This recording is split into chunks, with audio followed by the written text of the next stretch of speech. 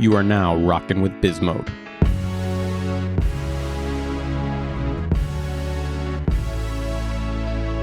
Let's get into BizMode.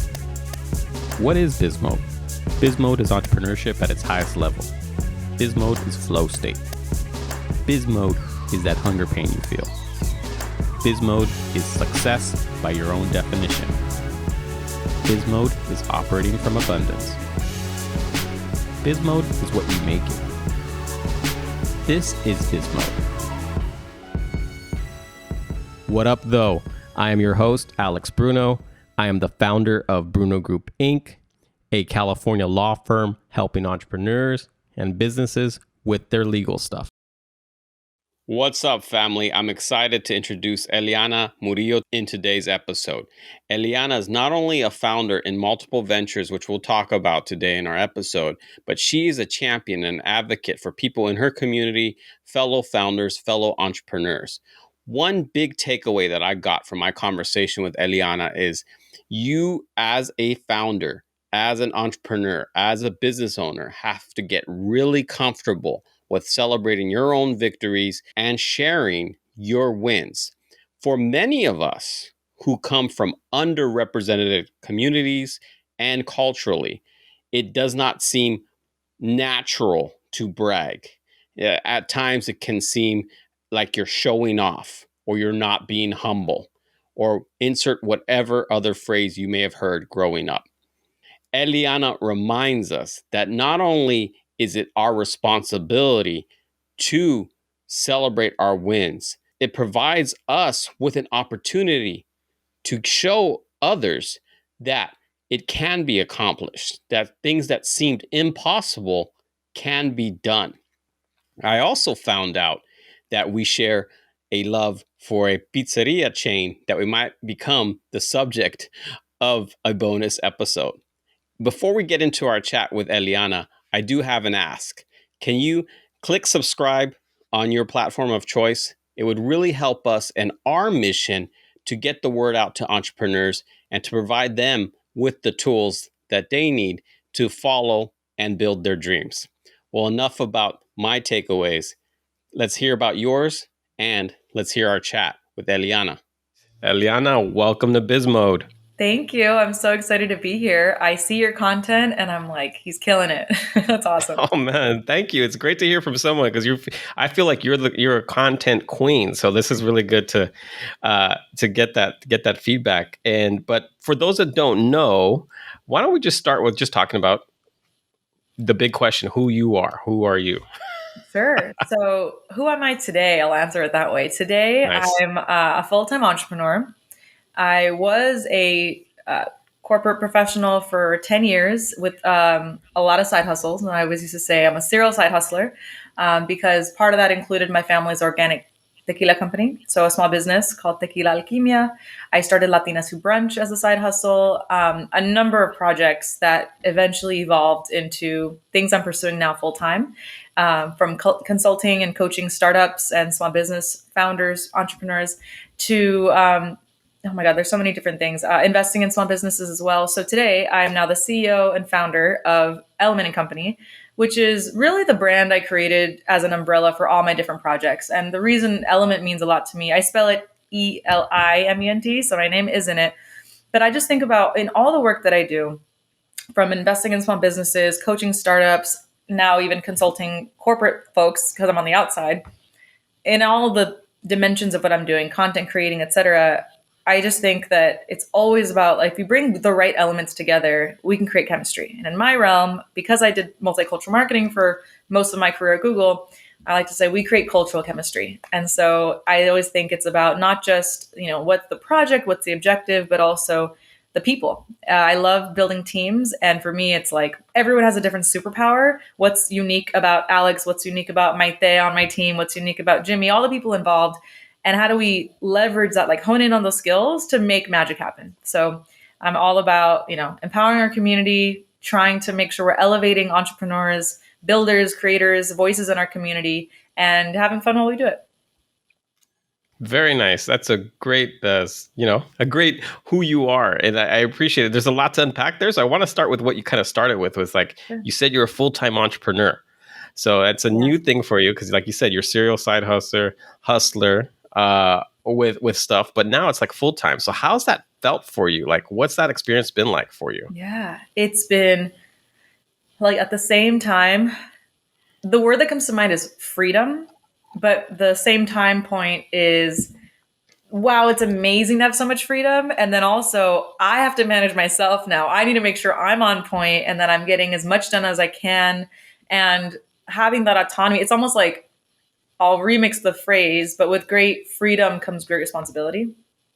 So now everything I'm working on, I'm really excited about it. I really love that I get to choose all my projects. I got to do a lot of that as an entrepreneur within Google. Quick backstory, and we'll talk about it later. But I had 5 roles at Google, and I created 4 from scratch. So I won't tell that story yet, but I like starting things. And in that work, it means pulling people in to do it with me, and inspiring them, incentivizing them to build together. So as an entrepreneur now, it's very much in my nature to have a lot of ideas and want to make them happen. Part of that freedom also means I could think of 100 ideas today. I want to do them all. I can't physically do them all. Being an entrepreneur also means for me having to accept that there's a finite amount of time in the day. I like to think I can bend reality and get more hours and more minutes out of the day, but I can't. And people often ask me, like, how do you do it all? I'm like, well, the thing is, I don't do it all the time. So one of the big lessons for me has been, okay, there's no day job that's giving me some structure of I have to do this, and then whatever I have extra, I'll do that, do the rest on weekends, late nights and mornings. Now it's like, it's evergreen. I have all the time in the world that I want. And yet, of course, it's never enough time. And so the lesson for me, a big one, has been in knowing I can do it all. It just may not all happen right now. So every day is about thinking, how can I prioritize things? How can I make sure I'm optimizing for what's going to bring the most value to, if it's my customers, guidance, direction for my team, and the bigger picture, why? Am I staying focused on that vision? Because often within a company, the leadership tells you the vision or the OKRs, KPIs, those goals you want to aim toward. And now I'm deciding those for myself and with my team. So as someone who likes to pivot when it makes sense, I'm always kind of checking myself to make sure, am I moving the direction that moves the mission ahead, that makes progress, either value long-term or short-term revenue. So it's a lot of being, I think, really a lot of being very self-aware and mindful of where am I taking my work and my team as we move forward. Very nice. And like you mentioned, self-awareness. So, and you also mentioned, that it's open-ended. Evergreen is a way you described, your entrepreneurship role. So how do you kind of find accountability since you're, we'll switch to Spanish. You're la mera mera, right? So you're the big boss for some people. So like, what do you utilize to kind of find out accountability? Accountability for me means, again, like that alignment, that intersection of what are my goals that I'm really committed to? And I was going to say excited about. Sometimes those goals aren't always that exciting. Like today I had to review numbers of, are we making sure our margins make sense for some tequila tastings we're doing for a client? The pricing that I don't love, but I love it when we get it done. And, we high-fived when we got it done. And, it's like that, even if I'm not super excited about the work, it's important because the train can't move forward if we don't know what we're charging a client. You know what I mean? So anyway, those are goals of, like, for me, the goal, like, why am I doing whatever project it is? What is it accomplishing? And the awareness of knowing, is it in alignment with the big picture vision of what I want to achieve? Am I moving all the parts needed forward from what depends on me? What can my team work on with or without me? And having the self-awareness also of what are my actual strengths. And if we're going to talk about weaknesses or maybe things, at the end of the day, I think most of us can probably learn or figure out almost anything. It doesn't mean we love it, right? Though, right? So for me, it's been a process of that self-awareness. For me means, can I own my strengths really well and make sure that, like, I'm pushing those forward as best I can? And if there's areas for development or areas that just, like, doesn't make sense for me to be doing it, maybe I'm not as good as somebody else or someone else is faster at it or whatever that may be, delegate that appropriately to find the people that can complement my skill sets, and then we all do more together. Super cool. I mean, I think it's ingrained and important for like entrepreneurs to really have that self-awareness. And like you mentioned, it's a great gem for people to hear is find what your strengths are. And also, but also, you got to know everything, right? So as an entrepreneur, you do got to know every single component of the business that you're working on, but know that my time's better spent. Like I'm sure your time's better spent creating the new vertical or figuring out, staying in that creative space as opposed to, like you said, crunching the numbers and saying, well, what's the margin on this? What, There's people that are better at that than I am, and I'm okay admitting that, Right. Exactly. That's good. Yeah. That's really good. And related to that, just to make sure you said like, it's a good thing for people to hear. What's important to me, the reason why self-awareness matters, it's like, yes, what am I good at? What am I not so good at? But also putting ego aside and not feeling like I can't ask for help or I don't need help. It's like, no, either I do because someone else is better at it. And it's okay to admit that. Being an entrepreneur doesn't mean you know how to do every single role. You're not going to play every role on the full team across the whole field. That doesn't make sense. It doesn't mean you can't be like the captain of the team or you can't play like you can be the captain and play a role, right? So I know I'm an idea person. I can do talks and conversations. There's a number of design work. When you work as a team, I think there's so much value in, again, finding people who may even be better at something than you are. And either if it's because you physically can't do something, like I had a concussion that limited my ability to look at screens, plus doing numbers that I don't love. And it's like, this had to get done. So I reached out to a friend who's a former banker who knows numbers in his sleep. And I just said, hey, can you help me out with this? And again, feeling comfortable and like, ego aside of like saying, I just need help. I need input on this. And he totally helped me out. He did an amazing job. And now we're building with that. I think that's important because often it is on our shoulders, right? This is something that we're creating and it feels like we need to do it all. But the reality is that either we aren't the best at every single thing, or to your point, it may not be worth the time. Like someone once told me, focus on the $200 an hour work, not the $10 an hour work, or whatever the range is of payment, right? Minimum wage is going up, so that may change now. But if there's someone else that can do that work, like if we can both do that, great, more hands on deck. But if the work I can uniquely do is not getting done, that doesn't make any sense. So, and if anyone's listening and they're like, what does she actually do? There's a couple buckets. So with my dad, we're running this tequila company, running Latinas Who Brunch, is a growing community of badass Latinas across the US and now abroad. And then all of the element and company work, which is a number of things. Like I said, I'm coaching and consulting startup and small business owners. I'm consulting some different companies on their own diversity approaches to business, like marketing, product development, stuff like that. And then the content creation side of things too. So there's a lot going on. And to the point of self-awareness, I was diagnosed with ADHD about 2 years ago. And I had no idea I had it. Anyone who knows me probably would have said, this is kind of obvious. I have so many ideas and I have all this energy and I'm all over the place. But I thought it was like being physically jittery and I thought it looked different than who I am. But having that awareness was just such a game changer for me, because then I realized, whenever people gave me feedback about maybe not following through with something and not finishing, it was either because I lost interest or because I already thought about all the ways that the dots connect and it makes sense to pivot. And so now I don't feel bad about knowing I'm not the person that maintains a process every single day. There's people that are really good at that. I'm never going to love it. I thought I was like, I just need to try harder. Nope. That's just not who I am. And I'm okay admitting that. And so I share that now pretty openly with people because I think that we can be very hard on ourselves. And as an entrepreneur, if resources are lean and you can't outsource a bunch of things, and you don't do a great job at some things, it's like, well, can't beat yourself up over it. Then figure it out. Either find a way to get it done faster, reach out to a friend or someone that can help, or go on Fiverr.com, post to get an intern. You know what I mean? Like there's ways to do it rather than getting down on ourselves, because that's just not who we are. No, I love that. I love that you added that component to it, because it's easy to be very self-critical. It's easy to say, I'm not worthy. It's easy to do all that stuff rather than putting it in the compartment, and saying, that's not me. But, and also being comfortable, like, I know from my own experiences and then telling clients is being comfortable with the messiness, because there might be a messiness to it, right? Yeah. Oh yeah. So it's key to that. So let's talk about your kind of take a step back into you were talking about your time at Google and how you were given the space and the freedom to be an that's with an I, intrapreneur. Yeah. and how that has helped you, or you tell me how it's helped Sure. you in terms of like setting the foundation for where you're at now. Absolutely. So really what it allowed me to do, well, what it allowed me to do was to carve out a lane for myself that had not been pursued in this way before. And sometimes I still wonder, like, how did no one do this before me? But, timing, right? It was just, I had a passion for this, what I saw as this huge opportunity to focus on access for diverse communities in the US.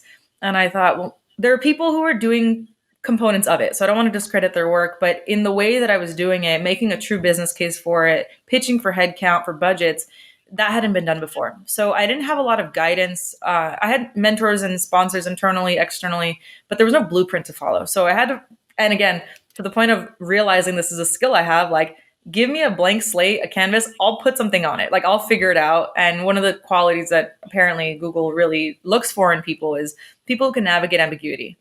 I love it. Like, I can talk to myself all day. Like, you know what I mean? Like, I can just figure it out. I can entertain myself. And it's something I've done since I was a kid. So what was interesting for me when I got there was just seeing, I saw opportunities that looked like challenges that I thought needed to be solved for, and I wasn't sure why they hadn't been solved. So I started asking a lot of questions. I started as an intern in 2009 in sales, and I saw that the number of small businesses advertising in our book of business. So there's thousands, if not millions, of small business owners that are advertising with Google, and I saw that there was just a huge lack of diversity, and I just thought, like, that seems weird, just like being a curious person. So I started asking around, why is that? And I thought, like, do people have to do something to, like, earn getting access, or, like, why aren't we represented? And I knew it wasn't like we don't want minorities to advertise. Absolutely not that. But I just thought, well, what's the disconnect here? And then, figured it out that it was just, they weren't doing intentional marketing in community or bilingually at the time, as most companies don't, right? It's still a relatively young company. I'm not discrediting the work and the progress that still needs to be made, but at the time it was pretty early still, and so the tech industry at large is still trying to figure out, right? Diversity in tech became trendy, I don't know, about 5 years ago. So this is over a decade ago. And anyway, point being, that little example as an intern really set the tone for my career as an entrepreneur, because as an intern, I ended up doing this project where I was approving, as an intern, Spanish language advertising campaigns for advertisers in the business who wanted to reach Latinos. They were interested. And, there's two components there: Latinos, diverse folks that are advertising, and then advertisers who want to reach us, right? So because, and this is funny to me, I didn't ever think it'd be the case, but because I speak Mexican American Spanish, meaning, I'm from here, was raised bilingually, but the other people on the project speak, like, they still do, Colombian Spanish, Peruvian Spanish. And it ultimately comes down to keywords. So if you don't search this exact word, the ad's not going to show up. So I was approving them, but on the low, I'm calling my mom, like, how do we say scarf? I think it's a bufanda. That's right? Like, what does abuelita call it? And so it was such a cool way to, even in a small way, bring my family with me, because it's like, whatever, which is awesome. But it gave me that little glimpse into what it could look like to have a voice, really, and some autonomy in. I was calling shots as an intern because I was like, well, we don't use that word. And I'm super about inclusion of all Latinos of all backgrounds, always. But I'm like, from a numbers perspective, let's include those as well. But if we don't include, like, the dominant 60+% of Latinos that are Mexican and having Mexican Spanish, the ad's just not going to be as relevant. But, like, absolutely include the rest. So it was yes and always, right? Anyway, so that, like I said, it set the tone for my career, because then I came back full time. I was in people operations at the time. Every time I saw gaps, I would find people to help me build an effort around that. And so what I did was create these projects that were ultimately like pilots of initiatives that I thought, well, no one's doing anything about it. Let's just test it. Let's just see. And I think that was the part of me. And I think this is like the entrepreneurial spirit, inside or outside, is just trying something and see what works. Let's see if it's possible. So I would try these pilots, like, what if we did a workshop for small business owners? Or what if we do a workshop showing kids how to code while their parents are learning about small business resources? And in fact, a shout out to someone I know you know well, Barney Santos. He went to our very first coding event in Boyle Heights, where we thought we'd get 30 kids. We had over 90, standing room only, teaching these kids to code. I'm not an engineer. The engineers made sure to do that part. I just bring the community together, let them do the magic. Anyway, so somebody in our community who years ago got to see that happen live, And then anyway, so I would have these examples. So then I'd go to an executive sponsor or a manager of an area and say, hey, look at what I do with 20% of my time. We're encouraged to do projects inside of our day job. I said, imagine what I could do if I gave this 100% of my time. So it was like, the proof is in the metrics. I measured everything, the photos, the testimonials, I packaged it up. And I think that was always key for me. Like the framing and the packaging really matters. Often what we do so passionately, we're so committed to the work that we don't tell the story. We don't showcase the results to get more interest, more support, more buy-in. And a friend of mine once was like, you're really good at showing off comfortably. And I was like, what? And he said, I'm kidding. I mean, you're really good at sharing.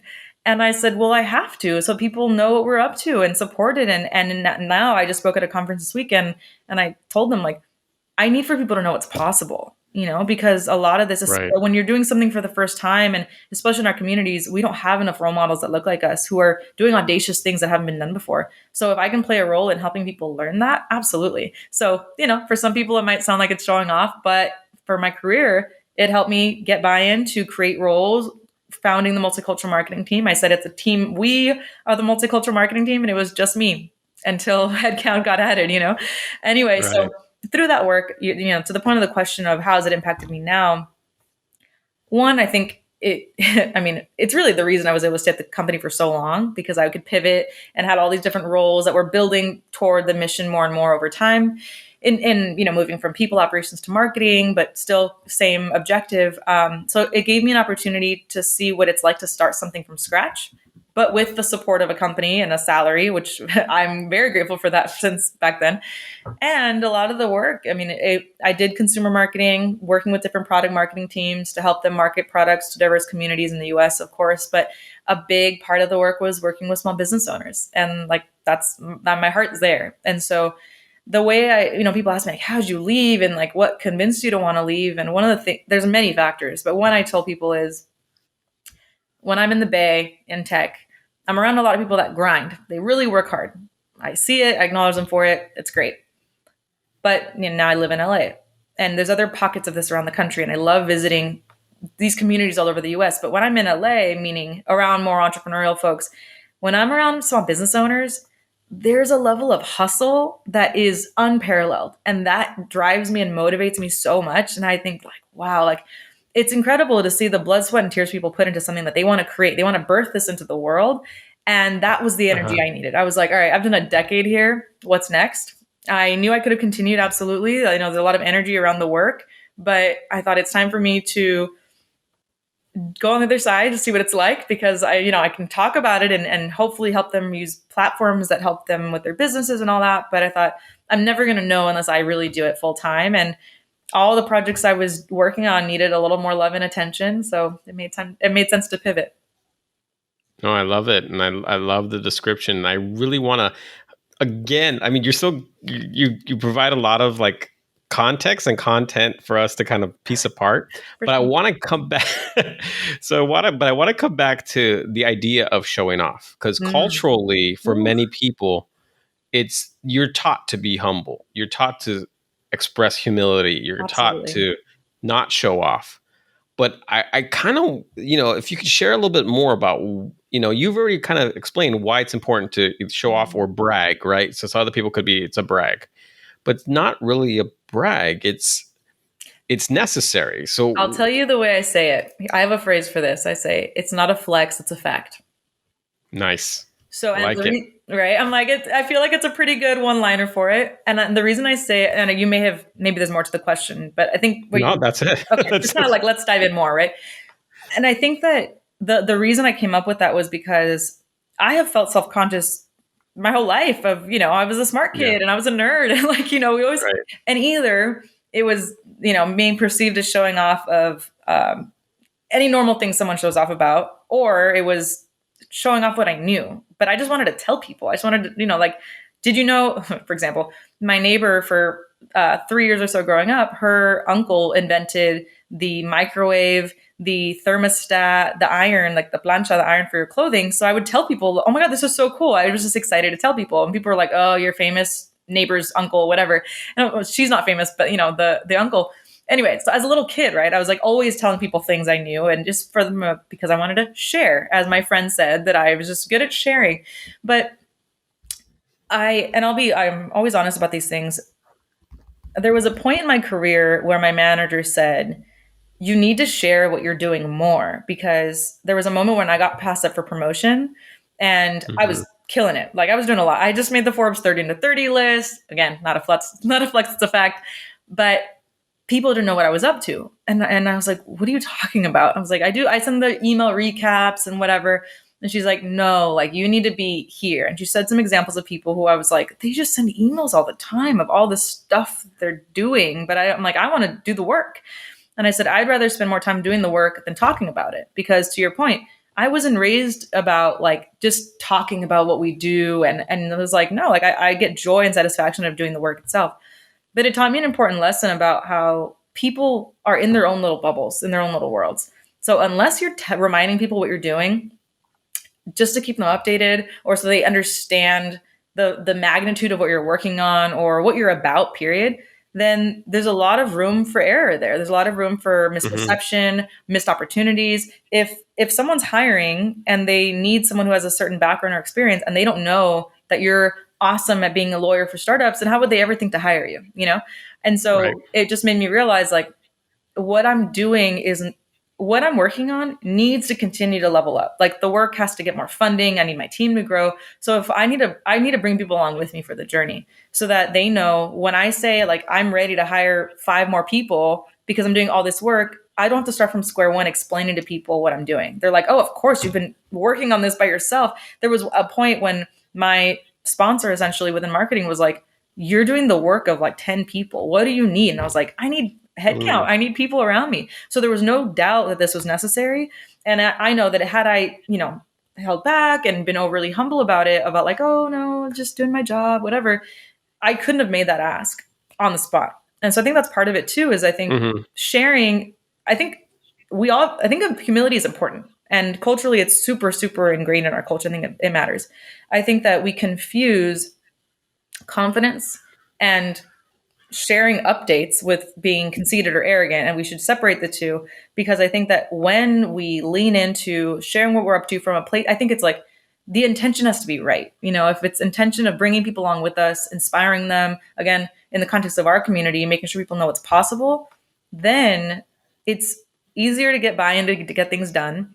But also it means that there's no question about who you are, what you're doing. And I don't think the work defines who you are, but it just makes it that much easier to build with other people because they just have the information, No, I totally agree. And I actually, from my own, just a quick personal notation that I had of it was, I just remembered, I think this happened last year. I had a long-term business client and where I helped them with their business and all that stuff. And then they're like, we had this conversation. They're like, oh, I didn't know you did mergers and acquisitions. I'm like, what am I doing wrong?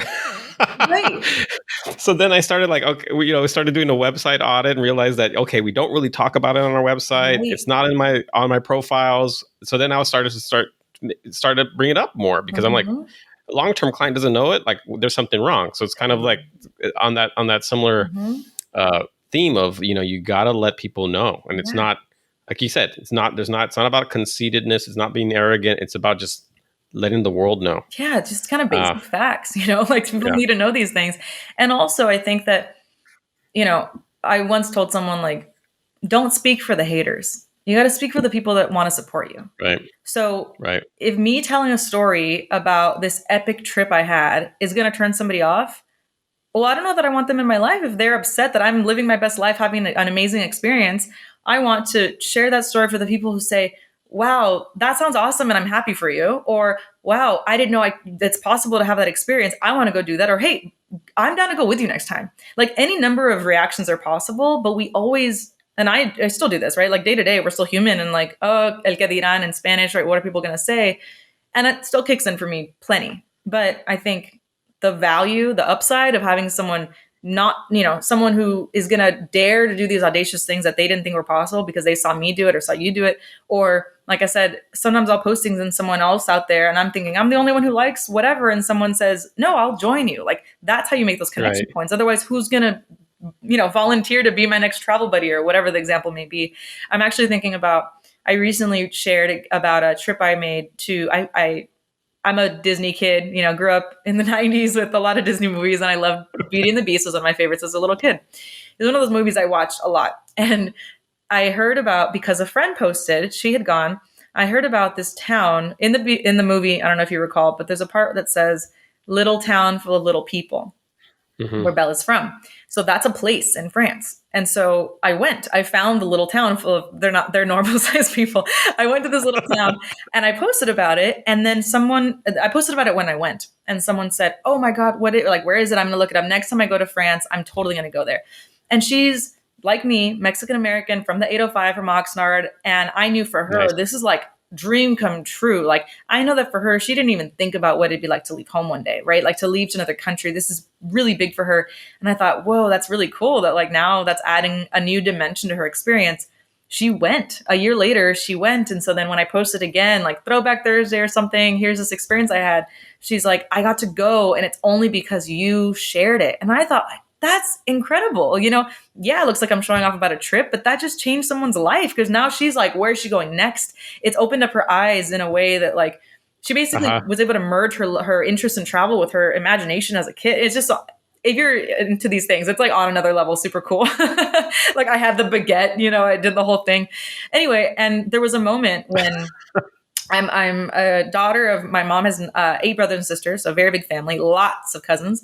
And one of my cousins, a girlfriend at the time, we're at a family party, and she said, you post these things on Instagram, but you don't talk about them here. Like, why don't you post more and tell us more? And I thought, well, I don't know. You come back home with family, and family has a way to keep us humble real quick. Right. So anyway, So it just reminded me that there's people out there, the supporters, who want to hear these things. And if we only share what we think is okay, because there's all this other stuff we didn't share that haters might have had some say about, well, that's not really being our authentic selves, and it's not helping anyone either.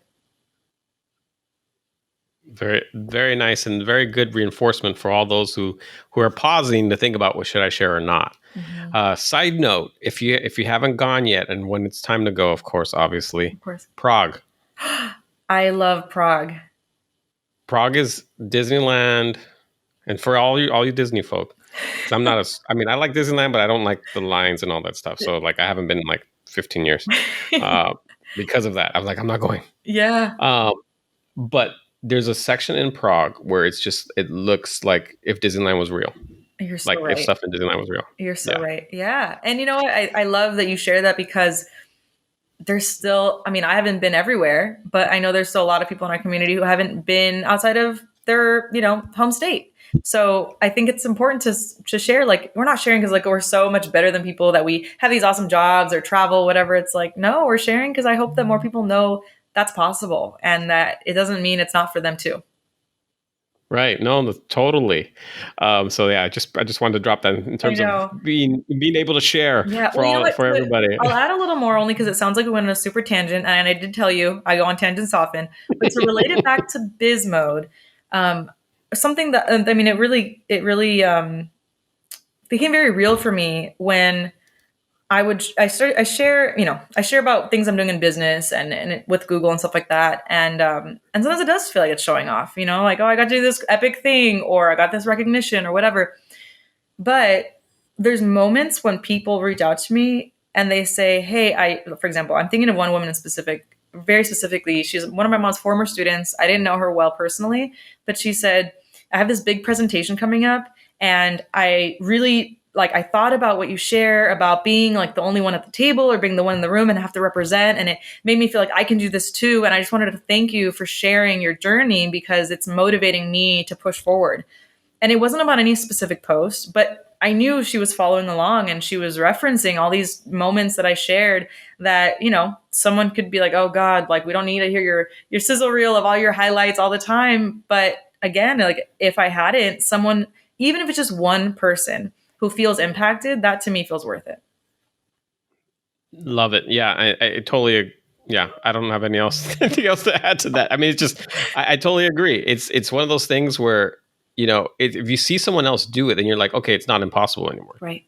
And I think that if we keep that as like a guiding post or a guidepost, that's key. Yeah. And maybe one other, like if they were guidance, what I like to do is if I'm saying something like this and people are saying, but how do I do that? So I think for me, part of the how, like how I deliver this and try to be authentic without being arrogant. I don't feel arrogant, but without coming off as arrogant is, I anchor it in gratitude. I haven't done anything alone. I mean, like I said, I didn't have blueprints for a lot of what I did, but that didn't mean I didn't have input, mentors, sponsors who were helping me, or teammates, people I recruited, volunteers. But anyway, I always try to make sure I'm showing love, giving thanks to the people who helped me, because then, I told a friend, if someone thinks that my ambition is just to move myself ahead, that means they think I have very small ambition. Because if I'm not bringing everybody else with me and acknowledging who's helped me to get there, then what's the point? Like that for me is the real motivation. Because I'm like, just to make myself look cool is not that interesting. But if I can make sure to, highlight others and acknowledge, I give credit where credit is due, it also just feels really good. Like, and I mean it. And I'm like, I have all these super emotional captions on Instagram where I'm acknowledging these people and thanking them. And I think sometimes I'm sure people are like, oh my God, she's so over the top. But I'm like, I need to show love and acknowledgement because I couldn't do this without them. So they need props and visibility. And especially if they have a small business, if I can help add validity to the work that they've done, attract them more customers or whatever maybe would help them, then to me, it seems almost like a disservice not to, Nice. That's so true. But going back, okay, so I want to get back to you for a moment because there's something I have a question on in terms of a skill you have, right? So there's a skill that you have from what you've been describing of you're able to see a gap. You're able to see something missing. When did you become aware, or how did you become aware that you had that skill?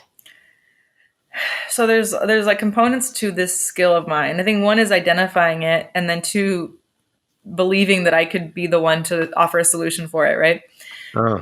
The example that comes to mind right now, and my dad brought it up recently, there's professional answers I could give, but like the moment of as a kid thinking about this, my dad reminded me in 6th grade, I had a teacher who was really abrasive. Let's put it that way. Just hard, just like a hard ass, just really tough. And it felt unfair, and it just felt unnecessary. And I think I give credit to my parents for empowering me to have a seat at the table at our literal dinner table, and having these kind of adult opinions about things and to feel empowered to share them. But my mom encouraged me to write a letter and to tell him how I really felt. And so the gap for me there was like, basically you could be nicer. There's a gap in how nice you are to us. There's a problem here. And I knew that I wasn't the only one who felt this way. I had other friends who felt like this was a challenge. So I wrote him a letter. I left it on his desk and I left. So it was just funny because I was like, I didn't feel that empowered doing it, but I kind of ran away. I left it on his desk and ran away. And the next day he brought it up to the entire class and he said, well, it's been brought to my attention that some of you feel like I should be nicer. Do you agree with this? And I'm not kidding you. The entire class raised their hands. A room of 6th graders all saying, you're a jerk, basically. And I sat there and I was like, oh my God, this is happening. Like, I'm just like, I wasn't emotionally prepared for this, of like a town hall meeting addressing this, like the gaps in his teaching. And he asked for input. And I had talked to my friends about what was going on. And so, one by one, kids started raising their hands. And then I did. And I guess it came out that I had done this. And so I was the one who wrote this letter and brought it up to him, but it changed so much. I mean, for the rest of the year, he always asked for input and feedback, and it was like a different person. And you just never know, right? Sometimes people don't even realize what they're doing, and they just think like, gotta get kids in line or whatever. So again, the components there being, I saw a problem and then I thought I could do something about it. And even though I was nervous about it, this was the first time that I did something significant. And, you can call that leadership as a kid. Like I was the one who would voice things. And then growing up in other classes from a school perspective, I had a teacher once who were sitting for an AP test in English, and she was assigning work that was not on the AP test, which was like around the corner. And so I kind of negotiated. So I kept raising my hand. Well, can we actually focus on these authors after the test if they're not going to be on the exam? And she's like, okay, I guess you're right. And then everyone was like, yeah, we agree. So I just somehow naturally found myself in these positions of being the voice to address things. But that was different than later thinking, okay, now what's a solution I can implement, right? That's like, that came from a Google perspective. or just actually before Google, then in college, I was a part of Women in Business, an organization for undergrads interested in business, of course. And all these companies would wine and dine us, wanted to recruit women, and they kept talking about diversity. But I was like, well, I'm the only Latina here. So I have other friends that want jobs. They're not in this club, but okay, let me. So I went and started a club, and I was like, I'm gonna start a club for Latinos in business, and I'm gonna email all these brands and tell them we're out here, we want jobs, and we just want to meet people from your company because we don't have role models in our families. And they said yes.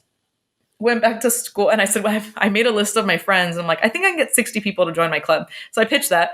And I kind of created my own supply and demand. So then I went back to school and said, I have all these brands, I want to hire you. And they're like, okay, we'll join. I charged them $10 membership fee because I thought, well, I'm going to invest this into, dedicate it to getting us a hotel in New York to go visit these companies. Anyway, so I actually, what I should say is I think for me, it's always about putting a puzzle together. And if there's a missing piece, can I tell someone in case that piece is something that they can do or, adjust or add value somehow? Or can I make that piece? And my parents said that as a kid, most little kids have talents, like they do tricks that, they wave and clap and do backflips. I don't know. I didn't do any of that. I just made puzzles. It was like this insane puzzle maker. I just like very advanced level puzzles.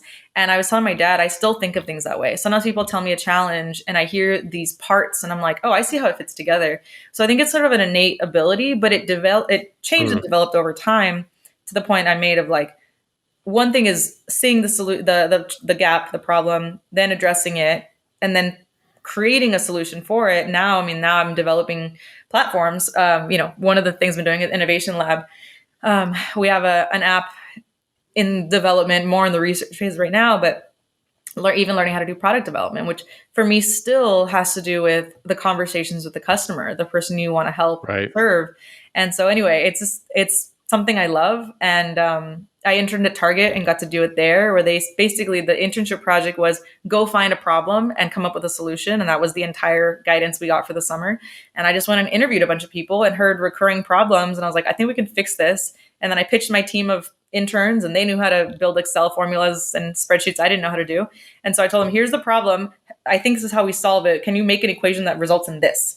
And again, that was not my strength. That was theirs and how to code it. But we brought it back to the team and saved them a couple million a month. So it's been a fun thing to apply in different capacities.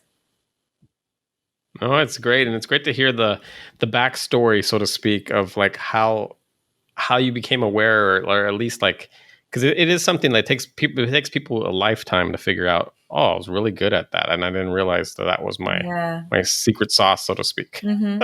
Yeah, no, that's very true. And I think part of it is not having the fear to trying a solution, to say something. But I think what made me feel confident about it was that I always, you and I are part of a community together, always talking to people to make sure that like, this isn't just in my head, right? This is a problem. This is a gap other people see. If we're all seeing it, then why not solve it? Why not do something about it? Either say something or build the solution. And my friend Anthony always tells me, propose, don't oppose. So what I often say is, don't get mad, get strategic. So I can be upset about all these things, all these gaps I see, or I can see as an opportunity to lean into it, propose a solution. But I know that I'm almost like de-risking my approach or my investment of time and energy by making sure that other people also see this as a problem and maybe that the solution is something that can help them. No, exactly. You're identifying a potential problem. You're validating it, which is great. And then, instead of building a solution that no one's gonna want, so that's good. Yeah. You mentioned community. I do want to talk about that because community. I mean, you've mentioned it. You just mentioned it a moment ago, but you also mentioned it earlier. Community is kind of ingrained, from my perspective, from interacting with you and observing you. It's part of your purpose. It's your why. It's part of your why. And now my question is, why is that so important to you? I appreciate that you appreciate the backstories because there's always more depth to it. Anyone who follows me online knows I care about some community. If it's, you and I are part of one we started, or Latinas Who Brunch, or marketing to communities. So obviously that matters, but intrinsically why it matters to me so much is, growing up in community. Like I said, I have a big family. My parents are very involved locally in the community. I'm from Oxnard, California. So very entrenched and in a beautiful way. And, my mom's a teacher, high school teacher. My dad's an optometrist, and he's supported his friends as they've run for office locally, like Latino leadership in politics. We need that. And so since I was a kid, they just had us right there with them and everything, where it wasn't like we do our jobs and live our lives in our house and rarely go into community. We were always there with them at the fundraisers for, raising money for communities and scholarships and all these things. And that's part of it, my exposure to it since I was a kid. But the other part of it was a big thing that always has stayed with me. My mom said this early on. She said, "In everything you do, who are you helping?" And so because I saw how they helped so much, my mom's a teacher, but she was an advisor to the student group for Latinos, and they did like all these initiatives, and I would go with her to everything. And they did like reading time for migrant farm workers, children's reading time, for the kids if parents were still working. My dad does volunteering, not as much right now during the pandemic, but he's an optometrist and does free eye exams for folks without health insurance who are diabetic. So a lot of Latinos in our community who wouldn't have vision care otherwise. So the fact that they did this felt normal to me. I grew up around this, and I'm so blessed to have had those examples and that push from my mom telling me and everything I'm doing, who am I helping? So that really, it raised the bar, where everyone around me was pursuing these like fancy jobs, and the voice in the back of my head, my mom not letting me off the hook, was like, but who are you helping? So it felt good, and it felt right to find ways, like I can be at Google, I can be in corporate, but I can also weave in my interests and my passion for community, align my skill sets and the people around me, their skill sets. Because a lot of people were doing their jobs, and I was like, well, you're good at advertising. What if you help me with small business advertising? So kind of guiding that the guidance in that direction comes from family, and community is community at large. But with my mom having one of 9 kids, every family gathering is at least 60 people. It's like, pre-pandemic, we're always, super big into like music. Any family party, like for example, we go to this pizza place we love, Toppers, all the time. And my mom's, Toppers. You know Toppers? I know Toppers. So even if it's just Toppers, which we love, but my family's there with literally guitar, full harp, like full blown family party. And my school friends were like, why does your family do like a full production? I was like, what are you talking about? Like, this is normal.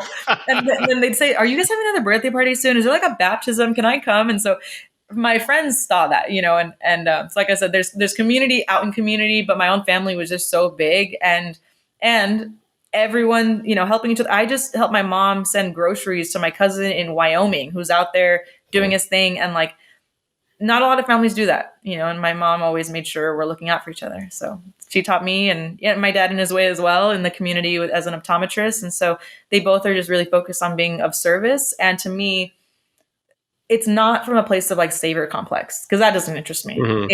It's about finding ways to help and then connect with those people, right? It's not like, oh, like Ivan Dito, we helped them out and they needed us. It's like, that's my community. We help each other. And so often people ask, they are almost surprised, like, why I still have friends back home, like my homies from high school. And I'm like, because we're all just people, and why not stay in touch and help each other? And I don't know, it just makes me really happy.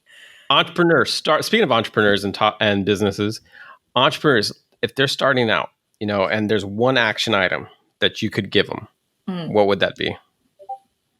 There's a practice I do, which has a couple steps, but I think if I were to say the intention is don't overthink it, but the approach I take is I tell myself, if I have to start this business, this project, whatever it is, if I have to start in 30 minutes, I get 30 minutes from start to finish. What would I do?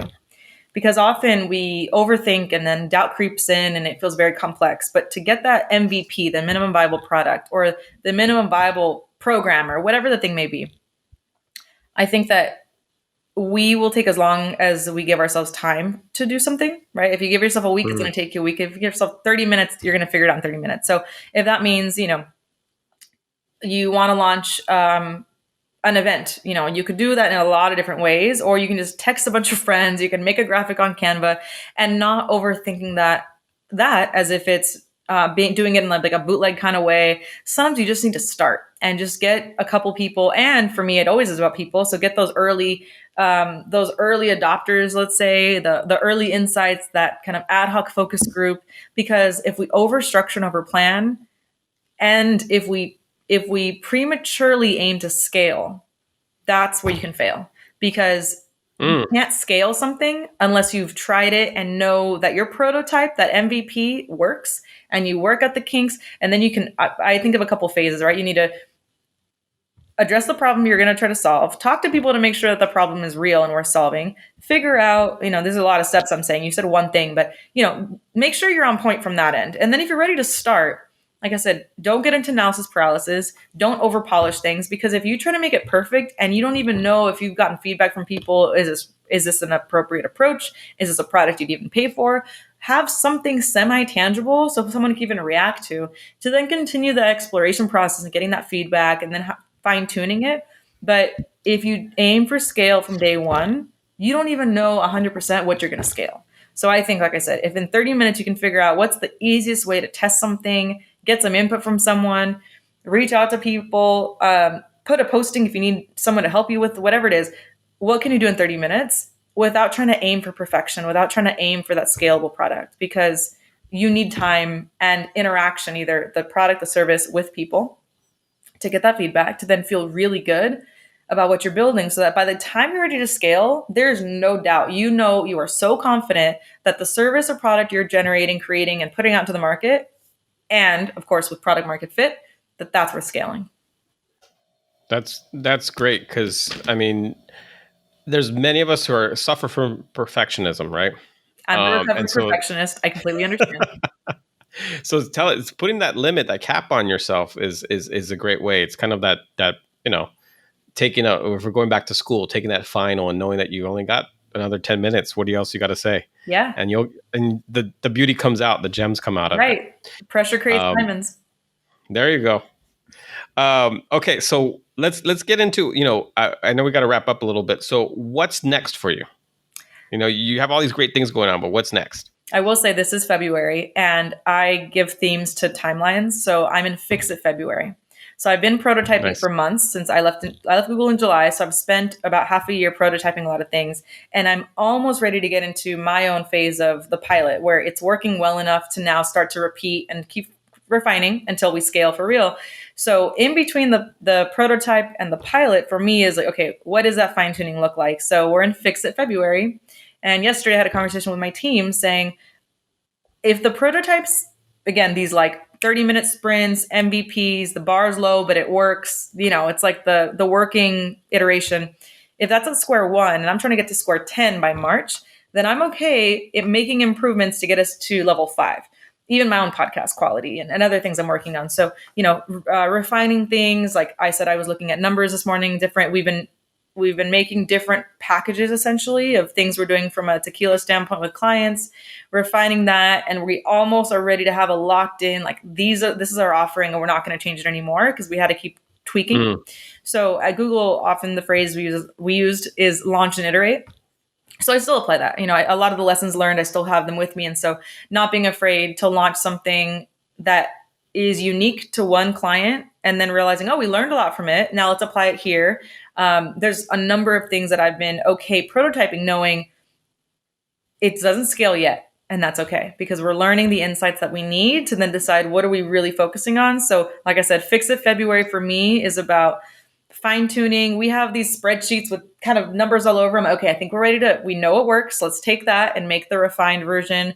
Or an order form we have, some of the things don't load right, but the customer sees it fine, but it's a little messy on our end. So I'm like, let's make a new one, clean it up or refresh it. So yeah, kind of polishing things up. One of my favorite phrases, especially for business owners out there, is legitimize the hustle. I'm always trying to just keep legitimizing what we're doing. And as a recovering perfectionist, that used to make me just anxious and kind of miserable to admit that it wasn't perfect from the start. But I try to just let people know, it's sort of a disclaimer, but just that kind of buffer of like, we're piloting things. I think that's always the safest way to make sure people have some grace for it.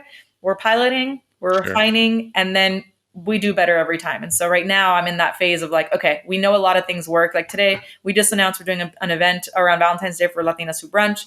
And we executed that. I think it was in about 15 minutes, what would have taken us 3 to 4 hours of different meetings, different pieces. And now it's like, we've got it. And so we're refining more and more. And so I'm really excited for it. And what's next, more specifically to like a project, is production. One of the things in the umbrella of Element and Company is Element Studios. So I've been working on very early bare bones prototype of my podcast, but there's about three other people whose podcasts we're about to start producing because I have more people involved in video and audio execution, production. And so my dream has always been to have a production company that helps amplify stories and make sure we're highlighting people whose voices deserve to be heard. So that's one of the big things I'm doing next. Very cool. And so if people want to follow that journey that you talked about, that your journey, what's the best way to get a hold of you? I would say Twitter and Instagram are where I share most of my day-to-day. I do have my name, elianamurillo.com, for like the bio and stuff like that. I will soon, coming up next, I will soon be launching my blog where I share more. And what I didn't mention is I do, coach and consult these startups and small businesses. So I'll be having more of that. I haven't pitched any clients. I've been very fortunate for that, but I'm like, I need a website people can keep up more. But I like to share it through social media, kind of the day-to-day, and people get to see the behind the scenes a little bit more there. It's like you see my Instagram profile and then stories are like almost two different things. And I'm like, behind the scenes is really behind the scenes. And the profile is more of my like portfolio and color schemes I'm doing. It's like my artist expression on the internet. So yeah, find me online. If you Google me, there's all the links are up there. So your Instagram handle and your Twitter handle, I mean, your personal one is In My Element. Yes. In My Element, ELIMENT. And then on Twitter, it's my full name, Eliana_Murillo.